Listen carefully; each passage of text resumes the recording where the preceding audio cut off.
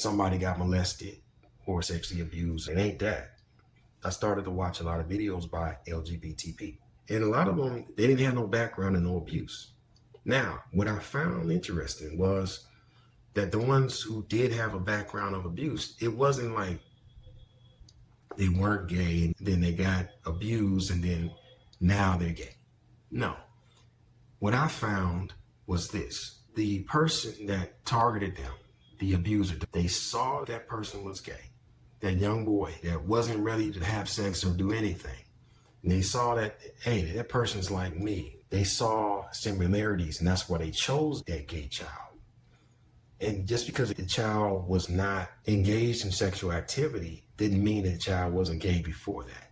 You see what I'm saying? And so they pick those people because they see themselves in them. That's one. The other thing is they see that they're vulnerable because perhaps people have ostracized that gay child because of the child's behavior. And so they say, oh, I can take advantage of that. And so that's where the abuse comes in. And that's how they got picked. Because there's tons of stories of people being sexually abused and not turning gay. So it ain't somebody abusing you and making you gay. And then there's a guy, he's a psychologist. He mentioned how he was abused sexually.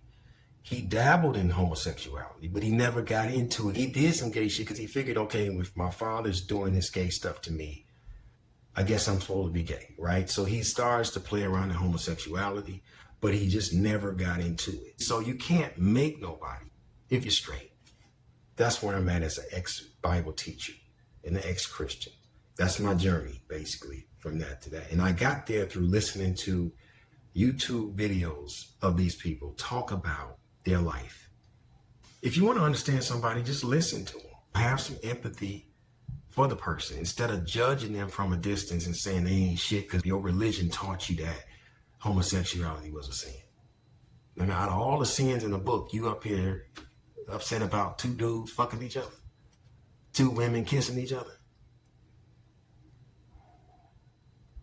And this is a fucked up thing when I'm listening to these videos. They don't like being accused of being some abuse victim when nothing happened to them. They don't know what happened to you. And if anything, why would you bring that up to that person? Why would you bring up a source of pain and suffering to somebody publicly in some cases and just say, yeah, you got raped by your uncle or something, and that's why you like that?